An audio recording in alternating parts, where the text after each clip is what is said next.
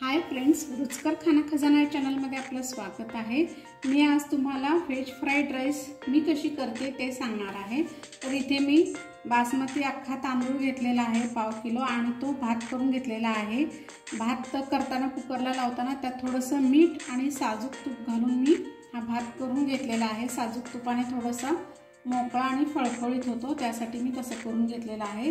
चला तर आता आपण पुढची प्रोसेस पाहूया। तर इथे मी गॅसवर कढई ठेवलेली आहे, त्याच्यामध्ये 2 चमचे मोठे चमच्याने तेल घेतलेलं आहे।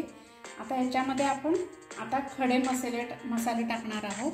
तर त्यामध्ये मी आता अर्धा चमचा जिरे घालते, 4 लवंगा घालते, त्यानंतर 4-5 काळे मिरे, 3 हिरवी वेलची घालते, एक 4-5 दालचिनीचे तुकडे आणि त्यानंतर तमालपत्र एक 4-5 तुकडे घालते। हे आता व्यवस्थित आपल्याला परतून घ्यायचं आहे आणि त्यामध्ये मी थोडेसे काजूचे तुकडे आणि किसमिस घालते। हे पण थोडं फ्राय करून घ्यायचं आहे।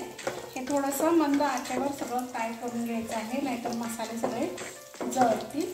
त्यामध्ये आता आपण भाज्या टाकणार आहोत। मी इथे 3 हिरव्या मिरच्या घेतलेल्या आहेत, थोडेसे ना कट्स मारलेले आहेत अशा प्रकारे। त्यानंतर इथे घेतलेला आहे मी पर्पल कलरचा कोबी थोडासा चिरून घेतलेला आहे।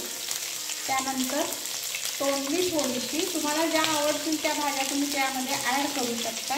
माझ्याकडे ज्या अवेलेबल होत्या त्या मी ॲड केलेल्या आहेत। त्यानंतर इथे मी पिवळा शिमला मिरच म्हणजे बेल पेपर घेतलेला आहे आणि त्यानंतर लाल शिमला मिरच, हे सगळं व्यवस्थित आपल्याला फ्राय करून घ्यायचं आहे। त्यानंतर शेवटी मी 1-2 छोटे कांदे उभे चिरून घेतलेले आहेत, थोडेसे जाडसर असे चिरून घेतलेले आहेत, ज्याने क्रंचीनेस राहील। शेवटी कांदा टाकला यासाठी, थोडासा क्रंचीनेस कांद्याचा राहावा यासाठी।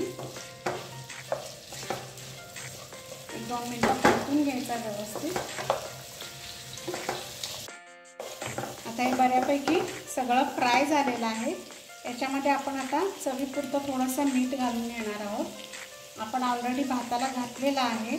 आता या भाज्यांसाठी थोडासा आणि व्यवस्थित फिरवून घ्यायचं आहे। मिठामुळे सर्व भाज्या व्यवस्थित शिजल्या जातील आणि याच्यामध्ये आता आपण 1 चमचाभर गरम मसाला ॲड करणार आहोत।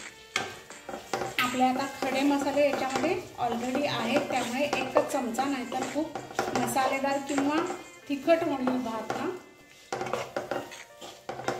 आता याच्यामध्ये आपल्याला आता भात ॲड करायचा आहे।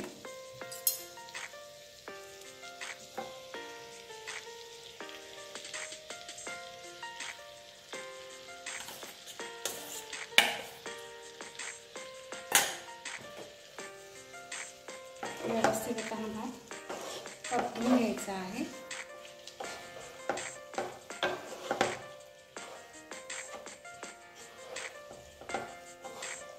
छान मस्त वास सुटलेला आहे मसाल्यांचा।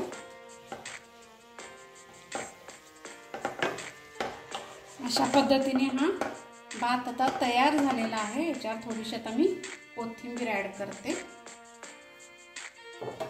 आणि हा परतून घेते पुन्हा एकदा।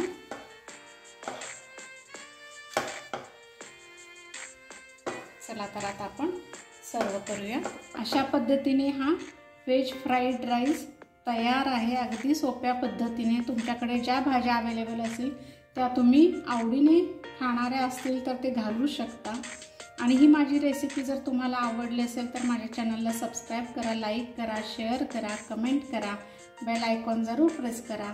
थँक्यू।